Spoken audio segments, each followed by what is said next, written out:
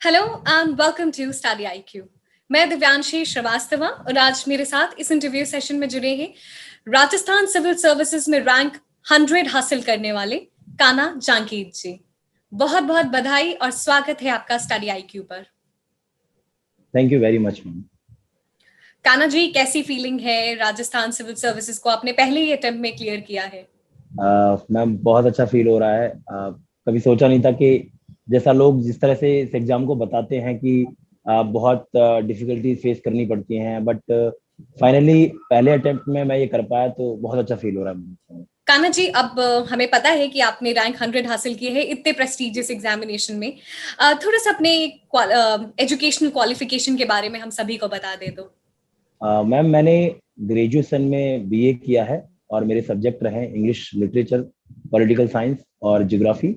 मैंने मेरे post graduation English literature से किया है और अभी मैं ज्योग्राफी से पोस्ट ग्रेजुएशन परस्यू कर रहा हूँ। आपने हमेशा से सोच रखा था कि सिविल सर्विसेज में आना है जब आप ग्रेजुएशन कर रहे थे? Ma'am to be very frank, जैसी घर की परिस्थितियां थी तो मुझे कोई भी एक जॉब लेना पहले प्रायोरिटी थी। तो 2015 में मेरा सिलेक्शन एज ए सब इंस्पेक्टर इन सीआईएसएफ हुआ था। उसके बाद बैक टू बैक मैंने कई और सिलेक्शन लिए, जैसे सीएजी में मेरा सिलेक्शन हुआ था थ्रू सीजीएल। और उसके बाद अभी वर्तमान में मेरा selection as a government teacher, second grade teacher जिसको बोलते हैं हम, वरिष्ठ अध्यापक अंग्रेजी विषय से राजस्थान में ही हुआ। और अब जो है मैंने आरएस का पहले प्रयास में मुझे सफलता मिल पाई। आपने सीरीज ऑफ एग्जामिनेशन क्लियर किए हैं। ये आपकी पहली सफलता नहीं है, लेकिन इससे पहले भी आपने कई सारे एग्जामिनेशन को क्लियर किया है। आप सच में बधाई के पात्र हैं। सब एग्जामिनेशन को क्लियर करते हुए आज आप फाइनली आरएएस जैसे बहुत ही बड़े और प्रेस्टिजियस एग्जामिनेशन को क्लियर किया है, वो भी अपने पहले प्रयास में। जब इतने सारे एग्जामिनेशन आपने ऑलरेडी क्लियर कर लिए और सभी बहुत ही प्रेस्टिजियस पोस्ट के लिए, क्यों सिविल सर्विसेज? मैम कहीं ना कहीं सिविल सर्विसेज मेरे माइंड में शुरुआत से था। हालांकि कुछ परिस्थितियां ऐसी थी कि मुझे और जॉब्स की तरफ जाना पड़ा, कुछ प्रायोरिटीज को पहले रखना पड़ा मुझे। सिविल सर्विसेज मैम एक ऐसा जॉब है जिसमें एक जो व्यक्ति होता है उसका जुड़ाव समाज के बहुत सारे तबकों से होता है, बहुत सारे वर्गों से होता है। और मुझे लगता है ये ऐसा जॉब है जिसमें हम अपने पोटेंशियल को और हमारी जो क्वालिटीज हैं, हमारे जो क्वालिफिकेशंस हैं, उन सबको हम समाज के एक जो हम कहते हैं कि लास्ट कॉर्नर पे जो खड़ा हुआ व्यक्ति है उसके उत्थान तक में लगा सकते हैं। तो ये एक विचार मेरे मन में था कि जिस तरह की समस्याएं में समाज में हम देखते हैं, कहीं ना कहीं उनको दूर करने में और कहीं ना कहीं समाज के विकास में एक महत्वपूर्ण योगदान। हालांकि सारी जॉब एक अच्छा रोल निभाती है, लेकिन सिविल सर्विसेज एक ऐसा जॉब है जिसके माध्यम से आप एक बड़े स्तर पर इस तरह की चीजें इंप्लीमेंट कर पाते हैं। तो ये एक सोच मेरे मन में थी और मैं उस दिशा में जुटा। और 2018 में मैंने जब इस दिशा में प्रयास करना शुरू किया तो कहीं ना कहीं ये विचार मेरे मन में था। एग्जामिनेशन को समझा कैसे आपने? मैम पहले तो मैंने कई सारे मेरे जो फ्रेंड्स थे या मेरे जो परिचित थे जो इस एग्जाम की तैयारी में लगे हुए थे, मैंने उन लोगों से बातचीत की, उनसे इस विषय में जाना कि क्या पैटर्न होता है, किस तरह से एग्जाम का जो है ट्रेंड चल रहा है, कैसे इसको हम क्वालिफाई कर पाएंगे। उसके बाद मैंने सिलेबस को बहुत अच्छे से एनालाइज किया कि क्या सिलेबस में कौन कौन सी ऐसी चीजें हैं जिन पे हम फोकस करें। लास्ट ईयर्स के क्वेश्चंस को मैंने देखा, लास्ट ईयर्स के पेपर्स को मैंने जब सॉल्व किया तो मुझे लगा कि कुछ जो टॉपिक हैं और कुछ सब्जेक्ट्स ऐसी हैं जिनको अगर हम अच्छे से कर लें तो मुझे लगता है कि कहीं ना कहीं हम एक अच्छा कर पाएंगे एग्जाम में और उसको क्वालिफाई कर पाएंगे। तो बेसिकली सिलेबस को मैंने अपने ध्यान में रख करके आज और तैयारी की है। आपके हिसाब से क्या कॉमन गलतियां हो जाती हैं जब एग्जामिनेशन को अप्रोच करते हैं स्टूडेंट्स, एस्पिरेंट्स? मैम कई बार क्या होता है, स्टूडेंट के को एक तो प्रॉपर गाइडेंस नहीं मिल पाता है। दूसरा, जैसे मैं सिविल सर्विसेज की अगर बात करूं तो इनमें एक व्यक्ति का, जहां तक मैं मेरा मानना है, एक व्यक्ति का और एक कैंडिडेट का जो किसी भी मुद्दे पर एक अपना पर्सनल विचार जरूर होना चाहिए। और वो विचार कम से कम ऐसा हो जो एक सकारात्मक सोच रखता हो। उसे किसी भी मुद्दे के ऊपर सही और गलत की समझ जो है वो जरूर होनी चाहिए। जो मैं कहूँगा कि स्टडी आईक्यू ने उसमें मुझे बहुत योगदान दिया है। तो पहली गलती तो स्टूडेंट यहाँ कर जाता है कि वो जब भी किसी मुद्दे को एनालाइज कर रहा होता है तो कहीं ना कहीं वो राजनीतिक जो संदर्भ है उसमें भटक जाता है और इन चीजों से उसको बचना चाहिए। दूसरा मैम कहीं ना कहीं ये भी एक फर्क पड़ता है कि जब हम किसी भी टॉपिक को पढ़ रहे हैं, जब हम किसी भी सब्जेक्ट को पढ़ रहे हैं तो एक दिशा में जाते जाते जाते हम उसको रिवीजन करना भूल जाते हैं, और रिवीजन जब करते हैं तो हमें ऐसा लगता है कि हम पीछे की चीजें भूल रहे हैं, आगे की चीज हम पढ़ते जा रहे हैं, करते जा रहे हैं। तो ये एक एक सोच होती है, और इस सब को ओवरकम करने के लिए एक सबसे बड़ी चीज जो होती है, जो कई मैं कैंडिडेट्स को देखता हूँ, वो मॉक टेस्ट नहीं देते हैं। तो मॉक टेस्ट को फॉलो नहीं करना एक स्टूडेंट की बहुत बड़ी गलती होती है, क्योंकि मॉक टेस्ट से स्टूडेंट को पता चलता है वास्तव में कि उनकी जो तैयारी का लेवल है वो कितना है, और किस हद तक वो अपने आप को सिविल सर्विसेज एग्जाम के लिए प्रिपेयर कर पाए हैं। तो ये दो बेसिकली गलतियां मैं मानता हूं कि कम से कम ये एक स्टूडेंट को नहीं करना चाहिए। और जहां तक एग्जाम की बात होती है, तो एग्जाम में मैं मानता हूं कि 60-40% का रेशो एक चीज का होता है कि 60% आपका नॉलेज काम करता है, 40% आपका जो है आत्मविश्वास काम करता है। वो बहुत जरूरी है। अगर आप लास्ट मोमेंट पे अपना आत्मविश्वास खो देते हो, तो एग्जाम में आपका जो नॉलेज है वो बहुत ही कम काम आ पाता है। मेरा मानना है कि कहीं ना कहीं जो लोग बोलते हैं लक काम करता है, तो वो लक की बजाय मैं कहूंगा कि आत्मविश्वास है जो आपको एग्जाम में सस्टेन कर पाता है और आपको आगे बढ़ा पाता है। तो ये तीन चीजें बेसिकली मैं स्टूडेंट्स को बताऊंगा। प्रीलिम्स के लिए किन बातों का ध्यान रखना है? फैक्चुअल क्वेश्चंस ज्यादा आते हैं प्रीलिम्स में, कैसे मेमोराइज करना है और कैसे समझना है कि क्या चीज प्रीलिम्स के लिए जरूरी है और किन चीजों को छोड़ना है? मैम, पहली बात तो जब प्रीलिम्स में फैक्ट, जैसा कि सभी को पता है कि फैक्ट ज्यादा पूछे जाते हैं, तो पहली बात तो इसको मेमोराइज करने का एक ही तरीका है, जैसा कि दुआ है कि करत करत अभ्यास के जड़ मत हो सुजान। तो अगर आप एक ही टॉपिक को बार बार पढ़ोगे तो निश्चित रूप से आपको चीजें याद भी रहेंगी, और आपकी समझ बार बार, जब एक ही टॉपिक को आप नेक्स्ट टाइम पढ़ोगे और थर्ड टाइम पढ़ोगे, तो हर बार जितनी बार आप बार बार उसको पढ़ रहे हो, हर बार आपका कुछ ना कुछ नया कंसेप्ट आपके दिमाग में आएगा, और हर बार कुछ ना कुछ अच्छा आपको उस टॉपिक से निकल के मिलेगा जो आपको कंठस्थ होता जाएगा। तो पहली चीज तो हमें ये याद रखनी कि रिवीजन बहुत जरूरी है। बार बार रिवीजन करना सफलता की कुंजी की तरफ हमको लेके जाता है। दूसरा मैम, जैसा कि कुछ सब्जेक्ट ऐसे हैं जैसे कि इकोनॉमी है और पॉलिटी है, ज्योग्राफी का पोर्शन है, ये कुछ ऐसे बेसिक सब्जेक्ट्स हैं जो अगर एक स्टूडेंट के थोड़े अच्छे हैं, तो मुझे लगता है कि कहीं ना कहीं वो अच्छा स्कोर कर पाता है। और खासकर करंट अफेयर्स का विषय, तो करंट अफेयर्स को लेकर के काफी समस्या होती है कैंडिडेट्स के सामने, मेरे सामने भी थी। और जब मुझे सॉल्यूशन मिला तो डेफिनेटली स्टडी आईक्यू का बहुत बड़ा रोल है इस विषय में। मुझे जो सही दिशा दिखाई स्टडी आईक्यू ने, करंट अफेयर्स को मैं कभी मिस नहीं करता था। मेरे लिए स्टडी आईक्यू का जो करंट अफेयर्स है वो ऐसा था कि सुबह जैसे हमारे लिए चाय और कॉफी होती है, तो मेरे लिए स्टडी आईक्यू का जो वीडियोस होते थे वो सुबह उठते ही मेरा पहला काम ये होता था, मैं देखता था कि कौन कौन से नोटिफिकेशन रात को आए हैं, और बस उस अपने दिन की शुरुआत में वहीं से करता था। तो ये तीन चीजें ध्यान रखनी होती है कि करंट अफेयर्स रेगुलर पढ़ते रहो, और अपनी जो कुछ सब्जेक्ट्स हैं जो बहुत बेसिक हैं, बहुत जरूरी हैं, उनको आप करते रहो, और कंटेस्ट करने के लिए रिवीजन बहुत जरूरी है, वो आप बार बार करते रहिए। मेंस के लिए किन बातों का ध्यान रखना है? आंसर राइटिंग कैसे प्रैक्टिस करनी है? क्योंकि राजस्थान सिविल सर्विसेज की बात करें तो बहुत ही स्पेसिफिक आपको वर्ड लिमिट दी रहती है। उस वर्ड लिमिट में अलग अलग क्वेश्चंस के लिए अलग अलग वर्ड लिमिट, तो किस तरीके से अपने आप को प्रेजेंट करना है, कैसे समझें कि सबसे रिलेवेंट बातें इन आंसर्स क्वेश्चंस में लिखना है? मैम, ये समस्या मेरे साथ भी थी जब मैंने मेंस की शुरुआत की, मेंस को प्रिपेयर करने के लिए, तो मुझे बड़ी समस्या हो रही थी कि कैसे इन क्वेश्चन को समझूं। मैंने क्वेश्चन को ब्रेक करना शुरू किया। जब भी मेरे सामने कोई क्वेश्चन आता था, उसके कई पार्ट्स होते, तो मैं उसको ब्रेक करता था, और उन पार्ट्स को ब्रेक करके और उनको एनालाइज करता था कि कौन सा क्वेश्चन का पार्ट मुझसे क्या चाहता है। और जब इस विषय को मैंने समझ लिया, उसके बाद मैंने हर सब्जेक्ट से एक एक टॉपिक को उठाया, और उस टॉपिक के क्वेश्चंस मैंने खुद फ्रेम किए कि किसी भी सब्जेक्ट में उस टॉपिक से क्या क्वेश्चंस एक एग्जामिनर अपने दिमाग में रख सकता है और क्या क्वेश्चन आपसे पुट अप कर सकता है।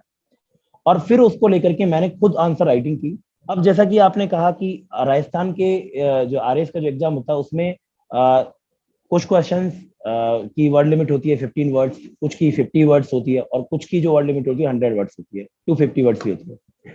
तो मैम, इसमें सबसे बड़ी बात ये होती है कि आपको वर्ड लिमिट का ध्यान बहुत अच्छे से रखना है, और इतने कम शब्दों में आप किस तरह से अधिक जो मटेरियल है, जो जरूरी मटेरियल है, वो डाल सकते हो। जैसे कहते हैं गागर में सागर भरना, तो ये सब हो पाता है जब आप लगातार प्रैक्टिस करोगे आंसर राइटिंग की। और मैंने खुद ने मैं ये पाया कि जब मैं एक बार आंसर राइटिंग किसी क्वेश्चन की करता था, और अगर आधे घंटे बाद भी सेम क्वेश्चन को रिपीट करके जब मैं आंसर राइटिंग करता था, तो उस दोनों क्वेश्चन में बहुत डिफरेंस होता था। तो मैंने यह कोशिश करी कि जितनी ज्यादा मैं आंसर राइटिंग कर सकूं, जितने ज्यादा क्वेश्चंस को मैं प्रैक्टिस कर सकूं, वो सब करूं, जितने ज्यादा क्वेश्चंस मेरे पास अवेलेबल हो पाए मैंने वो उन पे आंसर राइटिंग की। और अगर कहीं से क्वेश्चन किसी टॉपिक पर नहीं मिल पाए तो मैंने खुद ने क्वेश्चन फ्रेम किए और उनके आंसर्स राइट किए, और फिर उसमें देखा कि कहाँ किस क्वेश्चन में किस चीज की कमी रह गई, खुद को एनालाइज किया, खुद को एवेल्युएट किया, और उसके बाद काफी सारी कमियां थी वो मेरी दूर हुई। अगर हम 2018 आरएएस की बात करें तो एग्जामिनेशन 2018 में शुरू हुआ और परिणाम अभी 2021 में आया। हमेशा ये डिलेमा रहता है कि करंट अफेयर्स कब से लेकर कब तक का पढ़ना है। आप अपने एक्सपीरियंस से क्या उन सभी छात्रों छात्राओं को बता सकते हैं कि कब से करंट अफेयर्स की तैयारी होनी चाहिए? मैम, जब एग्जाम पर्सपेक्टिव से हम बात करते हैं तो जनरली यह देखा जाता है कि 6 महीने से लेकर के और 1 साल का करंट अफेयर्स हमारे लिए सफिशिएंट होता है। कई बार ऐसा हो जाता है कि क्वेश्चंस 1 साल से पहले भी पूछ ले जाते हैं, हालांकि वो क्वेश्चन ज्यादा मैटर करते नहीं, क्योंकि मेरा मानना है कि वो क्वेश्चन अगर आपको नहीं आ रहा है तो शायद ही किसी को कैंडिडेट को आ रहे होंगे, क्योंकि 1 साल से पहले का करंट अफेयर्स कवर कर पाना काफी मुश्किल होता है। बट अगर पर्सनल राय मेरे से पूछी जाए तो मेरा मानना है कि स्टडी आई क्यू जैसे प्लेटफॉर्म पर अगर आप डेली करंट अफेयर्स को फॉलो करते रहेंगे तो निश्चित रूप से आपको वो समस्या नहीं आएगी कि करंट अफेयर्स का 6 महीने का पार्ट में पढ़ूंगा या 1 साल का पार्ट पढ़ूंगा।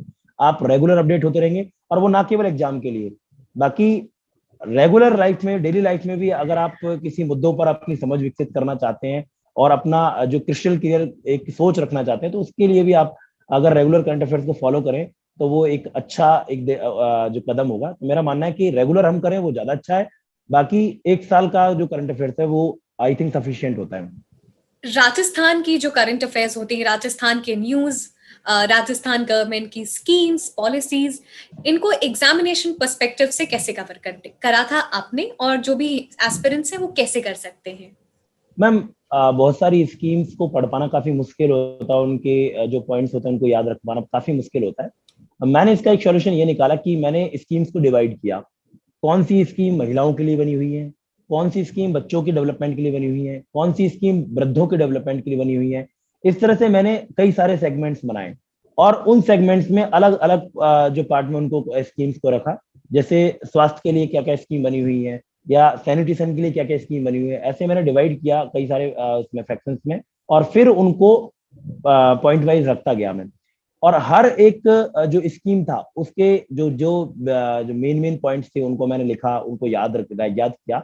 और पर्सनली मैंने कोशिश करी कि जो जो स्कीम इम्प्लीमेंट की गई है उस स्कीम का वास्तव में प्रैक्टिकल जो है क्या हो रहा है, क्या क्या किस तरह से इम्प्लीमेंट हो पा रही है। तो जब वो प्रैक्टिकल नॉलेज आप जब लाइफ में देखते हैं तो वो कहीं ना कहीं वो कंठस्थ हो जाती है हमें, और वो कहीं ना कहीं ऐसे एकदम से एम्बाइब कर लेता है इंसान उन स्कीम्स को। तो वो एक अच्छा कदम मेरे साथ हुआ कि मैं उनको अच्छे से याद कर पाया उनको, और इम्प्लीमेंट कर पाया अपने एग्जाम में। आपकी जर्नी से आपने हमेशा ही बताया कि रिवीजन सबसे इंपॉर्टेंट की था।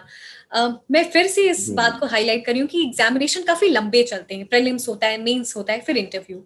रिवीजन स्ट्रैटेजी कैसे होनी चाहिए एक एस्पिरेंट की? मैम, ये मैं ये नहीं कहूंगा कि जो मैंने जिस चीज को फॉलो किया वो सारे स्टूडेंट्स पर अप्लाई होती है। मेरा मानना यह है कि हर एक स्टूडेंट का अपना खुद का एक स्टाइल होता है किसी भी चीज को फॉलो करने का, किसी भी चीज को पढ़ने का। हालांकि फिर भी एक स्टैंडर्ड जो मैंने फॉलो किया वो मैं यहाँ बताना चाह रहा हूँ। उसमें मैंने यही किया मैम कि जब किसी भी सब्जेक्ट को आप पढ़ने बैठ रहे हो तो कई बार कई स्टूडेंट्स की ये होती है कि वो एक सब्जेक्ट को फॉलो करते हैं, और जब तक वो एक सब्जेक्ट पूरा नहीं हो जाता तब तक वो दूसरे सब्जेक्ट को नहीं उठाते। जबकि मेरे साथ ये था कि मैं कई सब्जेक्ट को घंटों के हिसाब से या फिर कोई टॉपिक के हिसाब से मैंने डिवाइड किया कि मुझे पर डे का टारगेट मेरा क्या रहेगा, आज मुझे इस सब्जेक्ट से ये कवर करना है, सेकंड डे ये कवर करना है, ऐसे करके मैंने जो प्रैक्टिस बनाए, और एक ही दिन में कई सब्जेक्ट्स में कवर करता था। तो अगर किसी स्टूडेंट को लगता है कि वो एक ही सब्जेक्ट को फॉलो करना चाहता है और एक सब्जेक्ट पढ़ के दूसरी पे अगर जाना चाहता है तो वह भी कर सकता है, वो उसकी एक पर्सनल जो है कैपेसिटी होगी। बट मुझे जहां तक लगता है कि सारे सब्जेक्ट को साथ लेके चलें, और जिस टॉपिक को आपने आज कवर किया है जब आप कल उसी सब्जेक्ट से शुरुआत करें तो एक सरसरी निगाह से पुराने टॉपिक्स को एक बार देख लें, तो आपका रिवीजन भी होगा और आप नई समझ भी विकसित कर पाओगे अगले मुद्दे के लिए। कान्हा जी, आपने हम सभी के साथ बहुत सारे एग्जामिनेशन के जो की पॉइंट्स थे वो हमारे साथ शेयर किया। थोड़ा सा इंटरव्यू एक्सपीरियंस अगर जी आप शेयर कर सकें हमारे साथ तो। मैम, इंटरव्यू को लेकर के कैंडिडेट्स में बहुत ज्यादा भ्रांतियां होती हैं। काफी कैंडिडेट्स अपनी हॉबी को लेकर के परेशान रहते हैं, काफी कैंडिडेट्स करंट अफेयर्स को लेकर के परेशान रहते हैं। लेकिन जैसा मेरा पर्सनल एक्सपीरियंस रहा, मैंने बस एक ही चीज देखी मैम, अगर आप खुद के साथ ईमानदार हो तो आपको इंटरव्यू में किसी प्रकार से घबराने की जरूरत नहीं है। और जैसा कि बहुत जो एक्सपीरियंस लोग होते हैं वो कहते भी हैं कि इंटरव्यू जो होता है वो कभी भी आपके नॉलेज को टेस्ट करने के लिए नहीं होता है। इंटरव्यू आपकी पर्सनैलिटी को टेस्ट करने के लिए होता है कि आप किसी मुद्दे पर अपनी कैसी सोच रखते हैं, कैसी समझ रखते हैं, आपको किसी मुद्दे के सही और गलत के दोनों जो पायदान है वो पता है या नहीं, या अगर किसी समस्या के बारे में, समाज में जो समस्या है उनके बारे में अगर बात की जा रही है, तो क्या आप उस समस्या से भली भांति परिचित हैं या केवल किताबी ज्ञान लेकर के बैठे हुए हैं। और अगर आप उस समस्या से परिचित हैं तो आप उस समस्या का एक प्रैक्टिकल सॉल्यूशन दे पाते हैं या नहीं दे पाते हैं। इस तरह की कुछ चीजें इंटरव्यू में देखी जाती हैं। दूसरा, हॉबी को लेकर के कई बार स्टूडेंट्स में, कैंडिडेट्स में बड़ी समस्या रहती है कि हॉबी हम क्या लिखें। और कई लोग जब उनको गाइड कर देते हैं और या फिर वो कई लोगों से इन्फ्लुएंस हो जाते हैं, तो वो क्या करते हैं कि जो हॉबी उनकी वास्तव में है ही नहीं, उस हॉबी को वो इंटरव्यू में रिप्रेजेंट करने की कोशिश करते हैं। और कहीं ना कहीं जो मेरा मानना है कि जो सामने बैठा है, जो हमारा इंटरव्यू ले रहा है, वो बहुत ही ज्यादा एक्सपीरियंस व्यक्ति है। उसने अपनी लाइफ के एक बड़ा फेज जो है इस एकेडमिक फील्ड से या फिर प्रशासन के फील्ड से निकाला है। तो हम उनको ब्लफ नहीं कर सकते, किसी भी मायने में हम उनको ब्लफ नहीं कर सकते। तो अगर हम खुद के साथ ईमानदार रहेंगे, अगर हमारी कोई भी हॉबी है, चाहे वो अच्छी है या जरूरी नहीं कि बहुत ही ज्यादा वो सोफिस्टिकेटेड हो सकता है मिडिल क्लास लोग जो होते हैं उनकी हॉबीज बहुत ज्यादा सोफिस्टिकेटेड नहीं होती हैं। तो जैसा भी है, अपने साथ ईमानदारी बरतें और उसी हॉबी को वहां रिप्रेजेंट करें, क्योंकि आप उस हॉबी के बारे में जो आप रेगुलर फॉलो करते आ रहे हैं, आप उसके बारे में सबसे बेस्ट जानते हैं। लेकिन अगर आप नकल करने की कोशिश करोगे, अपने आप को जो आप हो नहीं वो दिखाने की कोशिश करोगे, तो निश्चित रूप से कहीं ना कहीं आपको वहां परेशानी होगी। और जब काउंटर क्वेश्चन आएंगे तो आपके अंदर वो घबराहट पैदा होगी, और उन घबराहट के चक्कर में आप जो खुद को सही तरीके से रिप्रेजेंट करना चाहते हो वो नहीं कर पाओगे। तो खुद के साथ ईमानदारी रखना मेरे लिए लगता है कि इंटरव्यू में ये सबसे ज्यादा जरूरी है। आपने भी मेंशन किया कि इंटरव्यू में आपको जो भी इश्यूज हैं उससे एक प्रैक्टिकल लाइफ सॉल्यूशन देना है। ये प्रैक्टिकल सॉल्यूशंस किस तरीके से हम दे सकते हैं अपनी पर्सनालिटी में, ये स्टार्टिंग से कैसे इम्बाइब कर सकते हैं कि हम ऐसा सॉल्यूशन बोर्ड के सामने प्रेजेंट कर सकें? मैम, इसके लिए हमें एक बात ध्यान रखनी होती है कि जब भी कोई समस्या होती है तो हम उसका किताबी ज्ञान तो हम पढ़ते ही हैं। लेकिन अगर उस समस्या को हम हमारे आसपास, हमारे जो जिन वर्गों को वो समस्या सता रही है, उन वर्गों पर अगर हम ध्यान दें, प्रैक्टिकली अगर हम ध्यान दें, रियल लाइफ में अगर उनको हम फेस करने की कोशिश करें या ऐसे लोगों से बात करने की कोशिश करें, तो कहीं ना कहीं ऐसी चीजें सामने झलक के आती हैं जो शायद हमने किताबों में नहीं पढ़ी है। तो मेरा मानना है कि अगर एक सिविल सर्वेंट जो है होता है, वो अगर हम बनने की दिशा में अगर आगे बढ़ रहे हैं, तो प्रैक्टिकल रूप से रियल लाइफ में उन सिचुएशंस को देखें, कोशिश करें ज्यादा से ज्यादा ऐसे लोगों से बात करने की। जैसे महिला वर्ग की हम बात करें तो महिला वर्ग आज निश्चित रूप से बहुत ज्यादा मैं मानता हूँ कि प्रताड़ित वर्ग के रूप में देखा जाता है। तो अगर हम सिर्फ किताबी ज्ञान को छोड़ करके हमारे दोस्तों में जो हमारी महिला मित्र हैं, या हमारे परिवार में जो लोग हैं, या ऐसे लोग जिनको हम देखते हैं कि वो कहीं ना कहीं प्रताड़ित हो रहे हैं, उन लोगों से हम बात करें, उनकी समस्याओं को समझें और उनसे कुछ पॉइंट्स वो एम्बाइब करने की कोशिश करें जो वास्तव में वो फेस कर रहे हैं, और फिर उन्हीं से कुछ सॉल्यूशन भी ढूंढने की कोशिश करें कि वो क्या चाहते हैं अपनी लाइफ में, कहाँ वो बढ़ना चाहते हैं और किस तरह से उनकी समस्याओं को सॉल्व किया जा सकता है। तो अगर इस प्रकार की एक सकारात्मक सोच लेकर के हम आगे बढ़ते हैं और एक प्रयास करते हैं, तो मुझे लगता है कि बहुत अच्छी समझ विकसित हो सकती है। और निश्चित रूप से ये ना केवल इंटरव्यू में बल्कि मेंस के आंसर राइटिंग में भी बहुत अच्छा हमारे लिए काम करेगी। कान्हा जी, किस तरीके से स्टडी आईक्यू इस जर्नी में आपके साथ रहा है? मैम, जैसा मैंने पहले भी बताया कि स्टडी आईक्यू मेरे लिए सुबह की चाय और कॉफी के जैसे है। मैं एक तरह से मैं कहूँ एडिक्टेड हूँ स्टडी आईक्यूज के वीडियोस के लिए। और मैं बहुत थैंकफुल हूँ, बहुत ही ज्यादा मैं अपनी तरफ से आभार व्यक्त करना चाहता हूँ स्टडी आईक्यू की टीम के लिए, जिन्होंने एजुकेशन की फील्ड में एक क्रांति सी ला करके रख दी है। और जैसा कि वर्तमान में सब्सक्राइबर के अगर देखें तो स्टडी आईक्यू ने बहुत बड़े कीर्तिमान छू रखे हैं।